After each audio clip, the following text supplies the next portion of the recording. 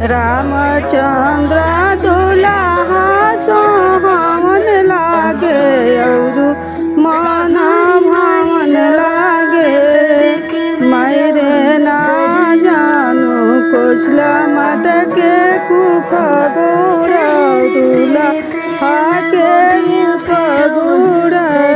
रामचंद्र दुल्हा सोहावन लागे औरु मन भावन लागे। ओ मायरे ना जानू कोसला मत के कोख गुड़ा दुल्हा के रूप गुड़ा। माथावा के चंदन सोहावन लागे अति मन भावन लागे। माथावा के चंदन सोहावन लागे और मन भावन लागे। ओ मायरे ना जानू मायरे ना जानू कोसिला माता के हाथ गुड़ा दुल्हा के माथा गुड़ा।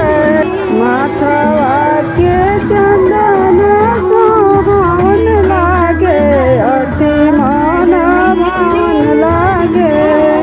मायरे ना जानू कोसला माता के हाथ गुड़ा दुल्हा के माथा गुड़ा।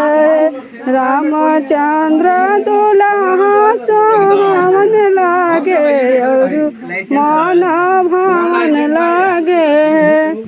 आँखिया के काजरा सोहावन लागे अति मन भावन लागे। ओ आँखिया के काजरा सोहावन लागे अति मन भावन लागे। ओ मायरे ना जानू बहिनिया के हाथ गुड़ा नाय दुल्हा के नयन गुड़ा।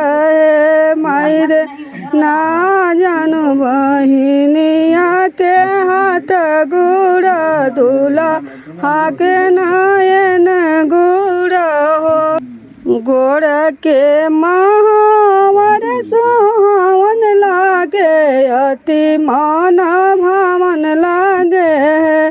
पर के महावर सोहावन लागे अति मन भावन लागे।